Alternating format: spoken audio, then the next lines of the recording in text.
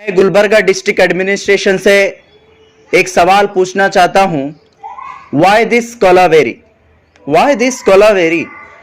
जब सेक्शन 144 तोड़कर वक्फ बोर्ड के ट्रिब्यूनल का जो ऑर्डर है उसको तोड़कर 500,000 लोगों की रैली लेकर एक शासक, एक union minister government degree college के अंदर पनाह लेते, गवर्नमेंट फायर स्टेशन पर पनाह लेते अलंद के, और उसके बाद गवर्नमेंट बस स्टैंड में जमा होकर वो एहतजाज करते, लेकिन कोई उसके ऊपर बात नहीं करता, कोई उसके ऊपर एफआईआर नहीं होता, कोई उसके ऊपर कार्रवाई नहीं होती। जब इसके बारे में एसपी मैडम से सवाल किया जाता तो एसपी मैडम बोलते मैं वर्दी पहनकर बैठी हूं, यहां पर किसी का पक्षपात करने के लिए नहीं बैठी हूं बोलकर एसपी मैडम बोलते हैं।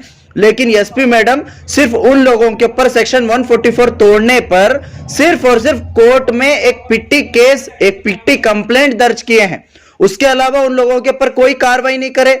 जो गवर्नमेंट डिग्री कॉलेज में वो लोग जमा होकर वहां पर झंडों के साथ बड़ी बड़ी लाठियां लेकर खड़े हो गए थे, उनके पास पूरा प्रिपरेशन था, सब कुछ रहने के बावजूद, और ओपनली सोशल मीडिया पे वो हिंदू बनाम संगठन के नाम से वो लोग डाल रहे थे कि हम दरगाह, लाडले मशाक की दरगाह को तोड़ेंगे और वहां पर मंदिर बनाएंगे। ऐसे ऐसे स्टेटस व्हाट्सएप पे रख रहे थे जिसको कम्युनल हार्मोनी को डिस्टर्ब करने के लिए पूरे तमाम चीजें वो लोग वहां पर कर रहे थे।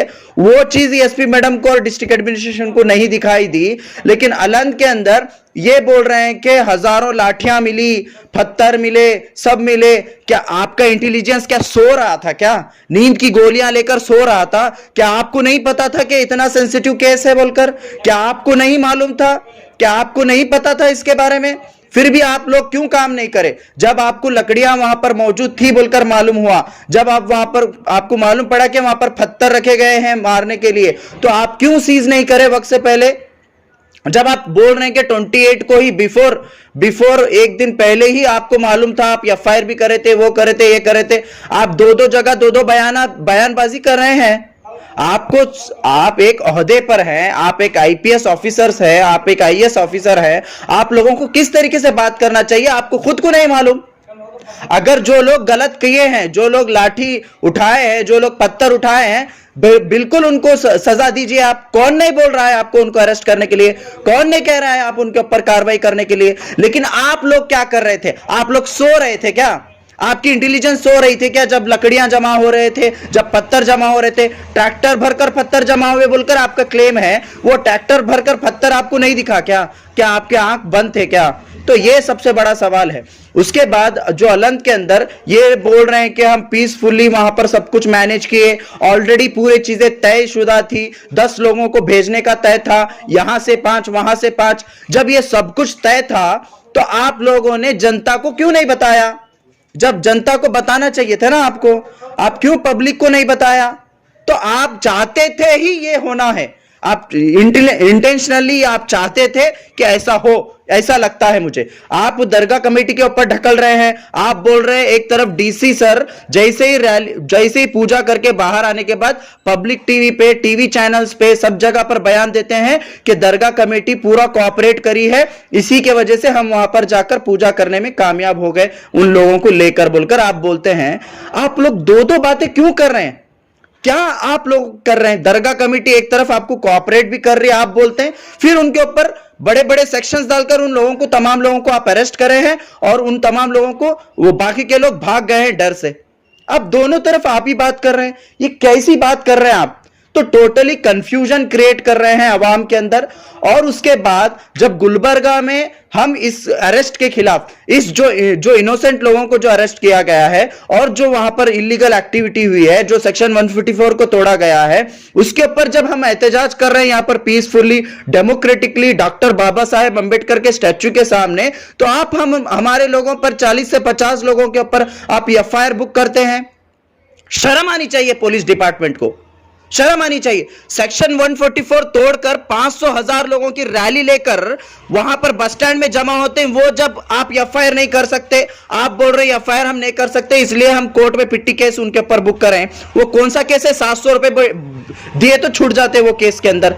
लेकिन यहां पर जो पीसफुली, जहां पर सेक्शन 154 नहीं है, कुछ भी नहीं है, पीसफुली जमा होकर एक साइड पर खड़े होकर, कोई ट्रैफिक डिस्टर्बेंस नहीं, वहां पर खड़े होकर प्रोटेस्ट कर रहे हैं, तो उनके ऊपर एफआईआर बुक करते हैं आप। तो यहां पर क्लियरली समझ में आता है कि डिस्ट्रिक्ट एडमिनिस्ट्रेशन टोटली बायास्ड होकर काम कर रहा है। तो इसी के लिए हम सरकार से डिमांड करते हैं कि इमीडिएटली इसके ऊपर फेयर एंड क्लियर इन्वेस्टिगेशन हो।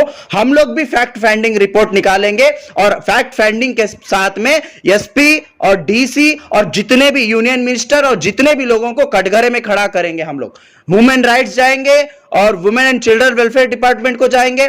आप बोल रहे बच्चे लाठी लिए, बच्चे पत्थर लिए थे, औरतें वो ली थी, क्यों वो क्या बस स्टैंड के पास आकर आपके पास आए थे? क्या आप जो प्रॉपर्टी उनकी है, जो दरगाह के पास जो प्रॉपर्टी है, उस प्रॉपर्टी को बचाने के लिए वो लोग जमा हो गए थे? वहां पर क्या हुआ?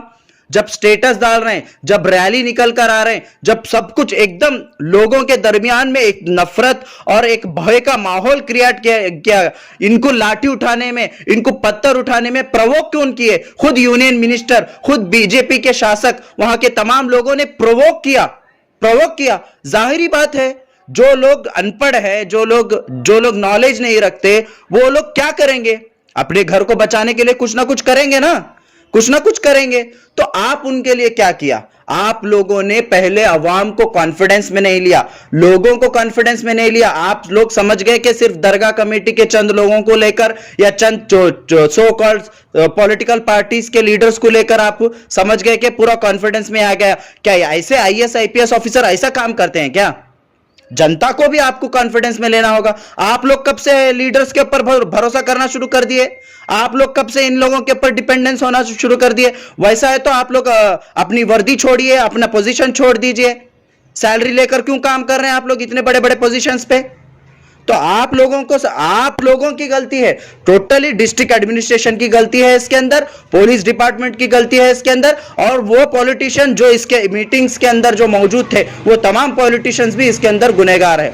इसीलिए ये आम आवाम सफर कर रही है। मैं एसपी मैडम से और डीसी सर से यही रिक्वेस्ट करता हूं, यही डिमांड करता हूं, जिन लोगों को भी आपने इलीगली इनोसेंट लोगों को जो अरेस्ट किया है, उनको इमीडिएटली रिहा करें। हाँ, आपके पास वीडियोज हैं, आपके पास ऑडियोज हैं, जो कुछ भी हैं, आप उनके ऊपर कार्रवाई करिए।